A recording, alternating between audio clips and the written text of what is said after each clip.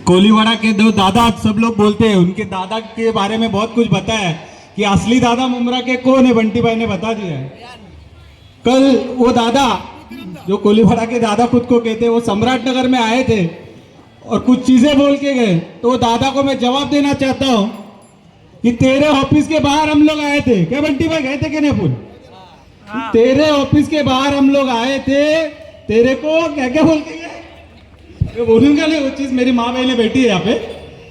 तेरे को बोल के गए, तेरे तीन भाई ऑफिस के अंदर थे, तीन भाई तेरे ऑफिस के अंदर थे, एक में दम नहीं था बाहर आके कुछ बोलने का। ऐसे चूहे तेरे भाई, और तू हमको सम्राट नगर में आके कुत्ता बोलता है। अरे कुत्ता तो वफादार होता है, तू तो कोलीवाड़ा का गटर का एक डुक्कर है जो हर कूड़े में जाके क्या खाता है। ये वो डुक्कर है जो हर कोलीवाड़ा के गटर में, कभी आवार साहब के बंगले के बाहर की गटर में, कभी एकनाथ शिंदे के बंगले की बाहर की गटर में, अभी नजीब मुल्ला के बंगले की बाहर की गटर में घूम रहा है। तो ऐसे लोगों को डरना मत, ये कुछ नहीं उखाड़ सकते। जिनके ऑफिस के बाहर हम लोग हमेशा आते अकेले जाते, वो हमारा कुछ नहीं बिगाड़ सकते।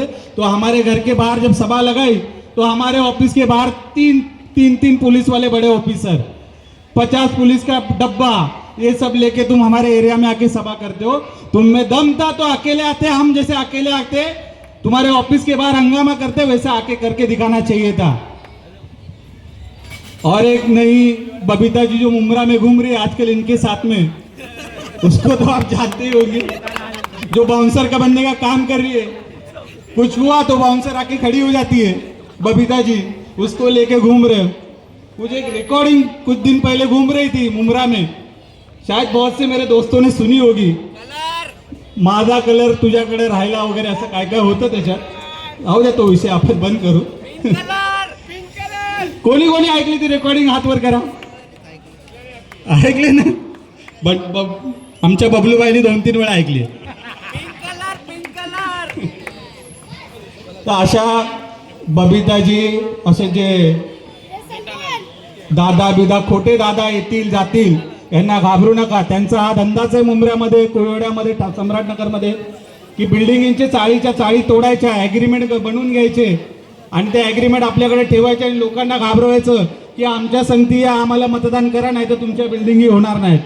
कोळवड्यातल्या बिल्डिंगचे नोटीस पाठवायची, त्याला डेव्हलपमेंटसाठी हे करायचं आणि त्यांच्याच घरातले सगळे कॉन्ट्रॅक्टर बनणार, त्यांच्याच घरातले लोक येऊन हे करणार। या सगळ्या गोष्टीला तुम्ही घाबरू नका। आव्हाड साहेबांनी आता नवीन टीम तयार केलेली आहे, ती नवीन टीम तुमच्यासाठी काम करेल आणि तुमच्या प्रश्नावर उभी राहील। आव्हाड साहेब आता महाराष्ट्राचे मोठे मंत्री होतील, त्यावेळेस आपल्याला कोळीवाड्यामध्ये बंटीभाईच्या माध्यमातून, पल्लवीताईच्या माध्यमातून, सुधीर भगत साहेबांच्या माध्यमातून, महेंद्र कोमरलेकर साहेबांच्या माध्यमातून आणि अन्य आपल्या साथीदारांच्या माध्यमातून कोळीवाड्यामध्ये विकास करायचा आहे। या दादा विधांना घाबरू नका।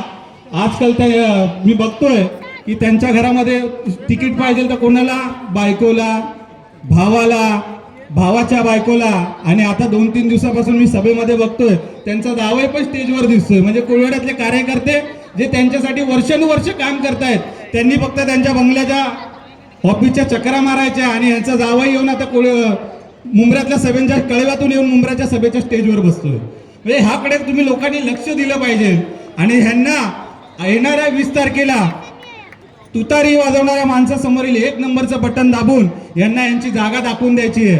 खासदारकीच्या इलेक्शनला श्रीकांत शिंदेकडून करोडो रुपये आणले, वाटले, पण लोकांनी त्यांना त्यांची जागा दाखवली। तशीच जागा आता आपल्याला दाखवायची वेळ आलेली आहे। येणाऱ्या 20 तारखेला 1 नंबरचं बटन दाबायचं आहे।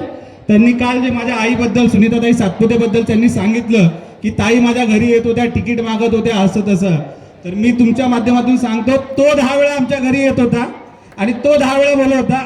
10 वेळा सुधीरबाईच्या बंगल्यावर पण गेला, भाई आपण पॅनल करू, ताई आपण पॅनल करू, मयनबाई आपण पॅनल करू। तो 10 वेळा लोकांच्या घरी फिरतो आणि तुमच्या समोर येऊन सांगतो खोटं की मी, माझ्याकडे लोक येतात।